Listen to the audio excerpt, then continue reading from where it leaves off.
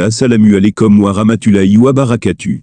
Aujourd'hui, nous plongeons dans l'incroyable parcours d'un homme dont le nom est synonyme de rigueur, de dévouement et de sagesse dans l'islam.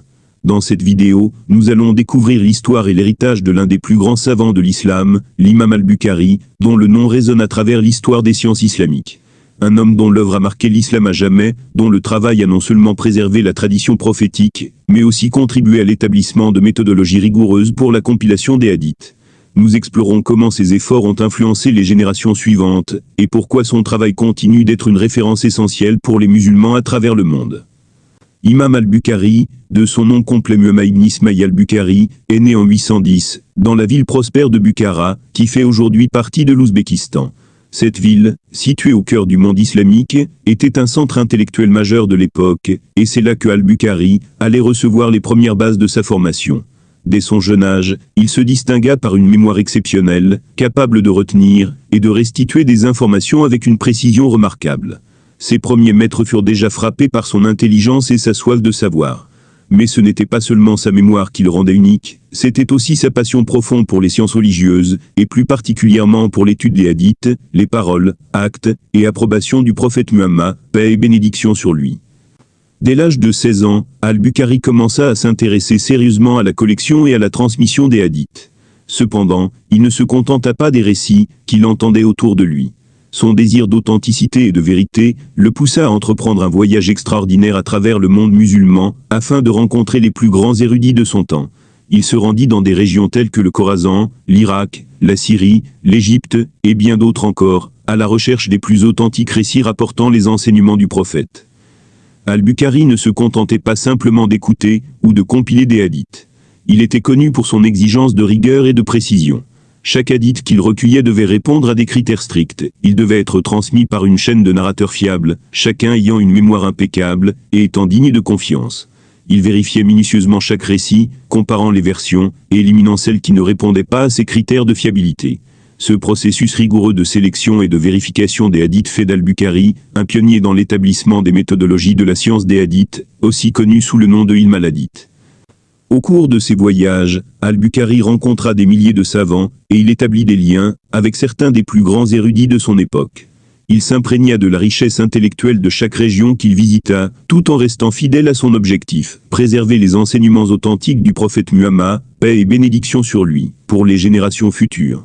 Après de longues années de travail et de collecte, al-Bukhari réussit à compiler son célèbre recueil de hadiths, Al-Jami al-Sahih, qui est aujourd'hui considéré comme l'une des plus grandes sources d'authenticité des paroles du prophète. Cette œuvre monumentale a été largement saluée pour la rigueur et la méthodologie qu'il a appliquée, et elle demeure une référence incontournable dans la tradition islamique. Le travail de l'imam al-Bukhari est d'autant plus remarquable lorsqu'on considère la profondeur de sa détermination à garantir l'authenticité des hadiths et sa capacité à discerner les récits qui répondent aux critères les plus élevés de rigueur scientifique. Il a non seulement préservé un héritage précieux, mais il a aussi établi des standards qui continuent de guider les chercheurs et les savants musulmans dans l'étude des hadiths jusqu'à aujourd'hui. L'œuvre majeure d'Imam al-Bukhari, Sahih al-Bukhari, est sans aucun doute l'une des contributions les plus significatives à la science des hadiths dans l'histoire de l'islam. Après des années de collecte, de vérification et de validation minutieuse, al-Bukhari a compilé ce recueil monumental, qui demeure aujourd'hui une source essentielle pour comprendre les enseignements du prophète Muhammad, paix et bénédiction sur lui. Sahih al-Bukhari est reconnu comme l'une des 6 grandes collections de hadiths, appelées Siyasita, qui sont considérées comme les plus fiables par les musulmans sunnites. Al-Bukhari inclut dans son recueil un total de 7275 hadiths, mais il est important de noter qu'il en a écarté des milliers d'autres, estimant qu'ils ne répondaient pas à ces critères stricts d'authenticité. La sélection rigoureuse qu'il a appliquée à ses travaux est l'une des raisons pour lesquelles Sahih al-Bukhari est si respecté. Il a rejeté des récits qui manquaient de crédibilité, soit à cause de la faiblesse de leur chaîne de narration, soit en raison de la non-fiabilité des narrateurs. En fait, il a éliminé environ 300 000 hadiths potentiels qu'il avait recueillis au cours de ses voyages, en ne conservant que ceux qui remplissaient les conditions les plus rigoureuses. L'un des aspects qui distingue Sahih al-Bukhari des autres recueils de hadiths est la méthode scientifique et systématique qu'Imam al-Bukhari a utilisée pour évaluer la fiabilité des narrateurs. Il n'a pas seulement pris en compte la mémoire des narrateurs, mais aussi la continuité de la chaîne de transmission des hadiths. Pour qu'un hadith soit accepté dans Sahih al-Bukhari, il devait être rapporté par une chaîne ininterrompue de narrateurs dignes de confiance, remontant directement au prophète Muhammad, paix et bénédiction sur lui. En d'autres termes, Al-Bukhari ne se contentait pas de vérifier la véracité des narrateurs, il exigeait également que chaque narrateur de la chaîne ait une relation directe, éprouvée avec le narrateur précédent, sans aucune rupture dans cette transmission. Les narrateurs eux-mêmes devaient répondre à des critères précis pour être considérés comme fiables. Al-Bukhari exigeait qu'ils aient une excellente mémoire, et qu'ils aient transmis les hadiths de manière cohérente et sans erreur. Il ne se contentait pas seulement de la réputation d'un narrateur, mais il vérifiait minutieusement son parcours et ses connexions avec les autres narrateurs. Les narrateurs devaient aussi être moralement irréprochables, et leur intégrité personnelle était un facteur clé dans l'acceptation de leur narration. Cette approche rigoureuse a non seulement garanti la préservation des hadiths authentiques, mais a également établi un standard scientifique pour les générations suivantes. La méthode d'Al-Bukhari a servi de modèle pour d'autres chercheurs et compilateurs de hadiths, qui ont suivi ces principes de rigueur et de vérification dans leurs propres travaux. C'est cette exigence de précision et d'intégrité qui a fait de Sahih al-Bukhari un recueil respecté et digne de confiance parmi les musulmans du monde entier. De plus, Sahih al-Bukhari n'est pas simplement une collection de récits. Il est organisé de manière méthodique, avec des chapitres qui traitent de divers aspects de la vie du prophète Muhammad, paix et bénédiction sur lui, tels que la prière, le jeûne, le pèlerinage, et d'autres sujets liés à la morale, à la jurisprudence et aux enseignements spirituels. Cela permet non seulement de comprendre les paroles du prophète, mais aussi de les appliquer dans la vie quotidienne. En résumé, Sahih al-Bukhari représente l'aboutissement du travail ardu et minutieux d'un homme déterminé à préserver l'authenticité des enseignements du prophète Muhammad, paix et bénédiction sur lui. Grâce à sa méthode rigoureuse et à son engagement envers la vérité, Imam al-Bukhari a laissé un héritage intellectuel durable qui continue d'influencer les musulmans et les chercheurs dans le domaine des sciences islamiques. L'impact de l'imam al-Bukhari sur la science des hadiths est immense et profond. Son œuvre n'a pas seulement permis de préserver les hadiths authentiques, mais elle a également instauré des principes méthodologiques et scientifiques, qui sont devenus des pierres angulaires dans l'étude des hadiths. Avant l'époque d'Al-Bukhari, bien que de nombreux hadiths aient été recueillis et transmis, il n'existait pas de système aussi rigoureux pour garantir leur authenticité.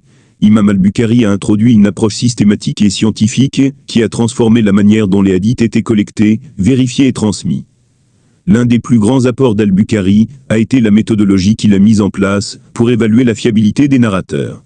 Il a établi des critères stricts non seulement pour la mémoire et l'intégrité des narrateurs, mais aussi pour la continuité de la chaîne de transmission des hadiths. Cette rigueur scientifique a permis de sécuriser la tradition prophétique, de sorte que seuls les récits les plus fiables et les plus vérifiés aient été conservés et transmis. C'est cette méthode de vérification minutieuse qui est devenue la norme pour tous les chercheurs en hadith qui ont suivi. Al-Bukhari a aussi mis en place un cadre qui a inspiré d'autres savants majeurs dans l'étude des hadiths. Parmi ceux qui ont été influencés par son travail, on retrouve Muslim ibn al-Hajjaj, un autre grand érudit et compilateur de hadiths. Muslim a, en effet, suivi une méthodologie similaire à celle d'Al-Bukhari lorsqu'il a compilé son propre recueil de hadiths, Sahih Muslim, qui est également l'une des collections les plus respectées. La relation entre ces deux grands savants témoigne de l'impact direct d'Al-Bukhari sur l'évolution de la science des hadiths. Leur travail mutuel a permis d'établir une norme rigoureuse et une méthodologie partagée qui continue d'être appliquée jusqu'à aujourd'hui. En plus de cela, l'œuvre d'Al-Bukhari a profondément influencé la manière dont les futurs érudits musulmans abordent l'étude des hadiths. Il a mis en lumière l'importance de la vérification des récits, de l'intégrité des narrateurs et de l'analyse de la chaîne de transmission. Ces principes ont non seulement établi les fondements de la science des hadiths, mais ont également donné aux générations suivantes une base solide pour comprendre, interpréter et appliquer les enseignements du prophète Muhammad, paix et bénédiction sur lui. De plus, la précision et l'exhaustivité de son travail ont permis de protéger la tradition prophétique dans son intégralité. Grâce à Al-Bukhari, les musulmans ont une source fiable et vérifiable pour comprendre les enseignements du prophète sur des sujets variés, allant de la théologie à la jurisprudence, en passant par la morale et l'éthique. Cela a contribué à la transmission d'un savoir pur et authentique, libre de distorsion ou de manipulation, et a permis aux générations futures d'avoir un accès direct à la parole du prophète. L'impact d'Al-Bukhari ne se limite pas à la seule compilation des hadiths.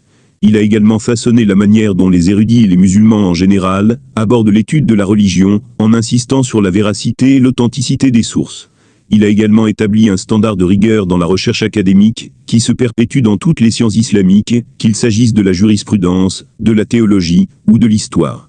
Sa méthode de collecte et de vérification des hadiths a ainsi permis de poser les bases d'une approche scientifique dans l'étude de la religion, qui a contribué à préserver l'intégrité de l'islam à travers les siècles.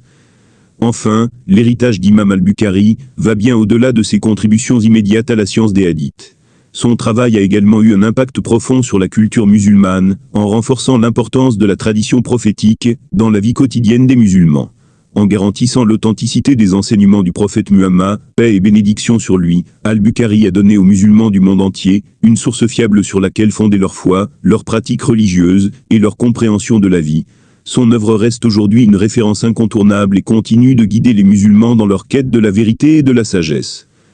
Imam al-Bukhari est décédé en 870, mais son héritage demeure vivant et vibrant à travers son chef-d'œuvre, Sahih al-Bukhari, et son impact durable sur la science islamique.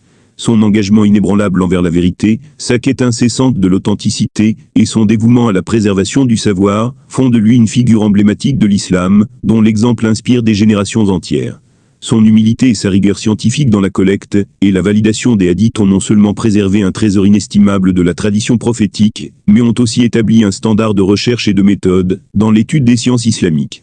À travers Sahih al-Bukhari, il a assuré que la parole du prophète Muhammad, paix et bénédiction sur lui, soit transmise de manière authentique et intacte, donnant ainsi aux musulmans une source fiable sur laquelle fonder leur foi et leurs pratiques.